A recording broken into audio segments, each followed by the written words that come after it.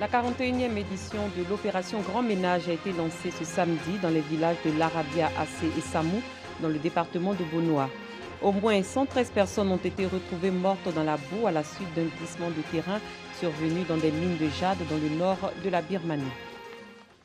Bonsoir, merci de suivre le 19h sur RTI 2. On s'intéresse tout d'abord à la lutte contre la maladie à coronavirus, une lutte menée par l'amicale des institutrices de la zone industrielle de San Pedro. Ses membres ont offert des vivres et des non-vivres aux nouveau-nés et à leurs mamans avant de donner un peu de leur sang au centre de transfusion sanguine, comme nous l'explique notre correspondant Sam Konon. Les institutrices de San Pedro disent non à la propagation de la maladie à coronavirus, surtout chez les nouveau-nés et leurs mamans. Réunies au sein d'une amicale dénommée Amicale des institutrices de la zone industrielle, elles se sont rendues au CHR, Centre hospitalier régional de San Pedro, ce samedi, les bras chargés des vivres et des non-vivres. De chambre en chambre, à la maternité, puis à la pédiatrie, elles ont offert des kits alimentaires et sanitaires à chaque nouvelle maman et à son bébé. Nous sommes venus à la maternité pour faire des dons aux nouveau-nés et aux mamans qui sont dans le besoin. C'est pour dire que les instituts de San Pedro de zone industrielle, nous ne sommes pas en marge. Nous venons pour apporter nos soutiens aux mamans et aux bébés aussi. Un geste salué par les bénéficiaires. Vraiment, ça me fait plaisir parce que je ne m'attendais pas. Voilà, c'est une surprise pour moi, vraiment. Je leur dis vraiment merci. Les instituts, je les remercie. Que le Seigneur les bénisse et que vraiment, ils continuent leur travail. Pour Dambele Keregou, médecin responsable de l'unité de néonatologie du CHR de San Pedro, c'est un ouf de soulagement en cette période de Covid-19. Bien avant ce geste envers les nouveau-nés et leurs mamans, les institutrices de la zone industrielle ont organisé, toujours dans le cadre de la lutte contre la Covid-19, une opération de don de sang au centre de transfusion sanguine. Nous avons fait un don de sang parce que, compte tenu de la maladie, la Covid-19, il y a pénurie de sang. Donc nous venons faire ce geste humanitaire-là pour sauver des vies. Une opération qui a permis de recueillir des dizaines de poches de sang. Après San Pedro, on se rend à Boaké. Les populations de cette ville ont été sensibilisées à l'importance de fréquenter les centres de santé. Une sensibilisation menée par l'ONG Mûrir Mains Unies pour le respect des institutions de la République. Djeneba Ouattara. Depuis l'apparition de la maladie à coronavirus en Côte d'Ivoire, les centres de santé et autres formations sanitaires sont de moins en moins fréquentés par les populations. La vaccination des enfants et les consultations médicales ne sont plus suivies régulièrement. Situation due à la psychose liée à la COVID-19. L'ONG Mûrir Mains Unies pour le respect des institutions de la République veut briser ce mythe. L'organisation non gouvernementale a initié une campagne de sensibilisation au profit des femmes. Le lancement de cette campagne a eu lieu à Boaké, quartier Air France. Il est question d'expliquer le bien fondé de la fréquentation des centres de santé. Nous sommes en temps de pluie. Le paludisme sévit, il y a la polio, il y a plusieurs autres maladies telles que le choléra.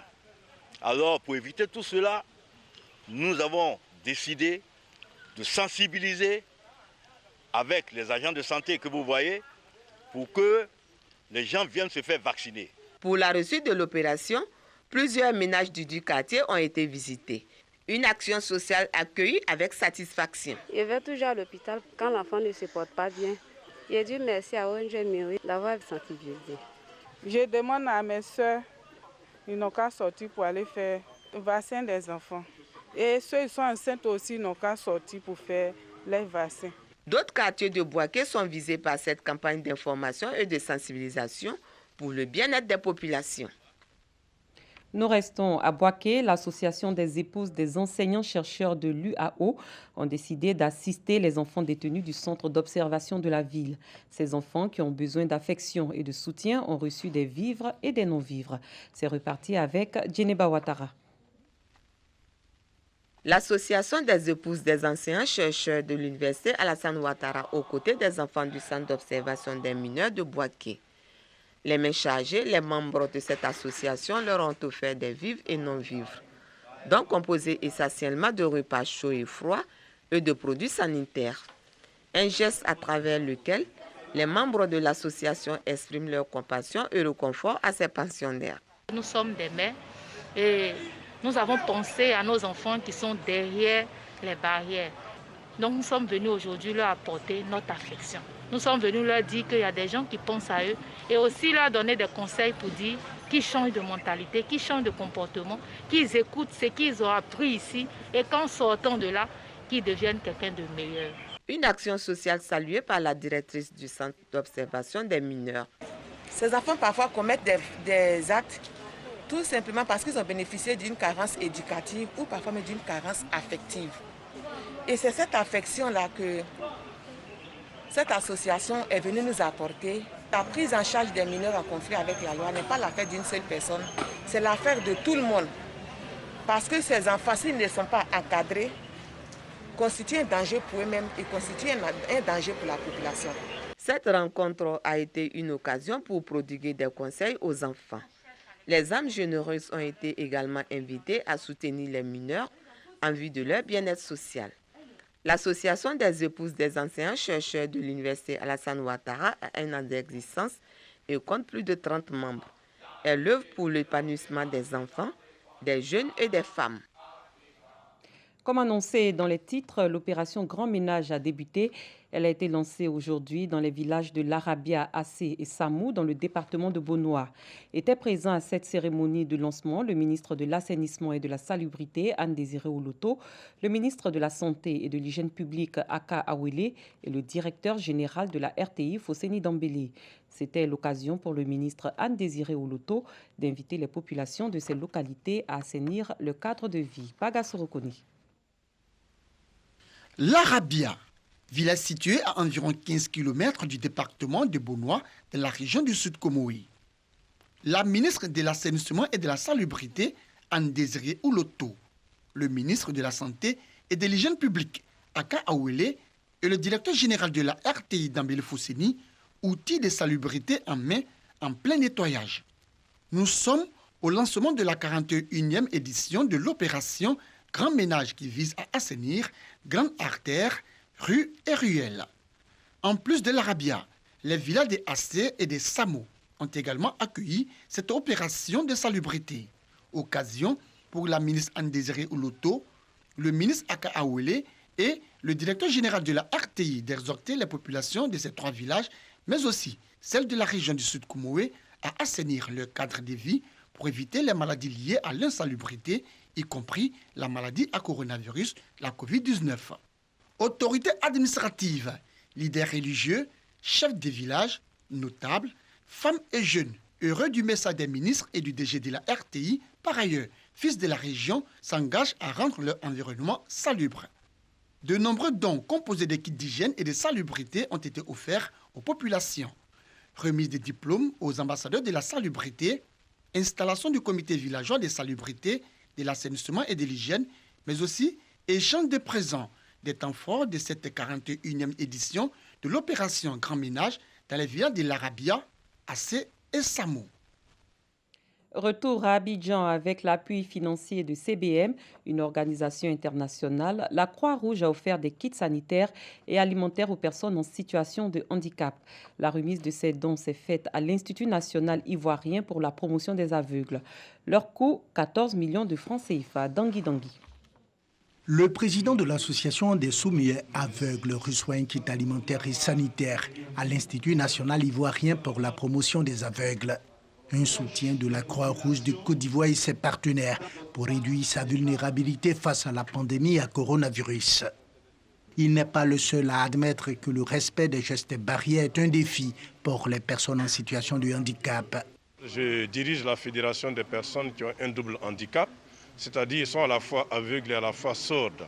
Dans ces conditions, le fait de communiquer, n'est-ce pas, n'est pas comme l'aspect des sourds où il y a une différence. Il faut le contact physique. Un aveugle a besoin d'être guidé, un sourd aveugle a besoin de contact direct quand il s'agit de communication. Donc l'aspect communicationnel là ne permet pas de respecter nécessairement les questions des barrières physiques. Donc on lui demande de rester chez lui à la maison. Mais en restant chez lui à la maison, comment il fait pour se nourrir? Comment il fait pour subvenir aux besoins de sa famille? Donc c'est pour ça que nous avons insisté sur le fait que les personnes en situation de handicap soient prises en compte prioritairement dans le cadre du Fonds spécial de solidarité qui a été fait pour venir en aide à 177 000 ménages en Côte d'Ivoire. Ce sont des kits alimentaires et sanitaires d'une valeur totale de 14 millions de nos francs que la Croix-Rouge de Côte d'Ivoire, avec l'appui de la CBM, une organisation internationale, a remis à la communauté des personnes handicapées. Les kits sont composés donc de vivres et non-vivres. C'est du riz, des pâtes alimentaires, de l'huile, de l'eau de javel, de savon liquide et du gel hydro. Notre mission, c'est de prévenir et alléger la souffrance humaine, c'est d'aider à maintenir la dignité humaine. Ces 14 millions de kits alimentaires et sanitaires seront distribués aux personnes en situation de handicap de 4 communes du district d'Abidjan, notamment à Bobo, Yopougon et Koumassi. Parlons défense. 140 élèves sous-officiers d'active réintègrent l'armée après 15 mois de formation à l'École nationale des sous-officiers d'actifs de Boaké. Une fin de formation marquée par une cérémonie solennelle de remise d'épaulettes du grade de sergent. Notre reporter Léon Brou y était. Voici son point. École nationale des sous-officiers d'actifs Enzo à Boaké. Le pinceau est passé par là pour redonner au site un peu de fraîcheur. Certains, d'abat ou machette à main, essaient de débarrasser le site des herbes encombrants. Des travaux de la compagnie ivoirienne d'électricité sont également en cours. C'est clair que quelque chose se prépare. 140 militaires, après 15 mois de formation, recevront leurs épaulettes. Ils appartiennent à la 30e promotion de cette école. Cette sortie sera exceptionnelle parce que 2 événements majeurs. C'est une promotion qui va sortir après 5 ans que la dernière promotion soit sortie. C'est quand même exceptionnel, c'est quand même inédit. Et c'est lié aux différents événements que nous avons connus au niveau de la Côte d'Ivoire. La dernière célébration à Boaké date de 2001. L'école ayant été délocalisée suite à la crise que la Côte d'Ivoire a connue. Sur le tarmac de l'école, l'heure est à la répétition. Compte tenu de la pandémie du coronavirus, des dispositions particulières ont été prises. Aujourd'hui, la Côte d'Ivoire, comme tout pays du monde entier, vit avec cette crise de la pandémie à coronavirus qui fait que les élèves vont sortir en l'absence de leurs parents. Donc on aurait bien voulu inviter toute la population ivoirienne à venir communier avec nous, mais compte tenu de la situation, nous leur proposons de plutôt regarder à la RTI. D'autres exercices qui visent à aguerrir les futurs sergents de l'armée viennent pour confirmer qu'ils sont aptes à servir. C'était le point de Kader Sokodogo. Ailleurs, un glissement de terrain survenu dans des mines de jade dans le nord de la Birmanie a fait au moins 113 morts.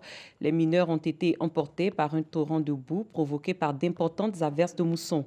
Chaque année en Birmanie, des dizaines de mineurs à la recherche de pierres précieuses trouvent la mort dans des accidents dus à des conditions de travail périlleuses, particulièrement en période de mousson. Pagasorokoni.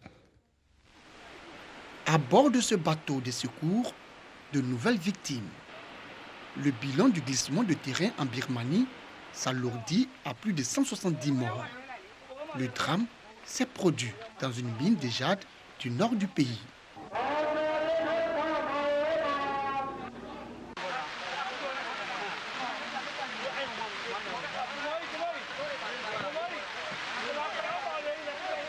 L'industrie du jade est un secteur opaque et peu réglementé, avec des conditions de travail dangereuses, particulièrement pendant la mousson.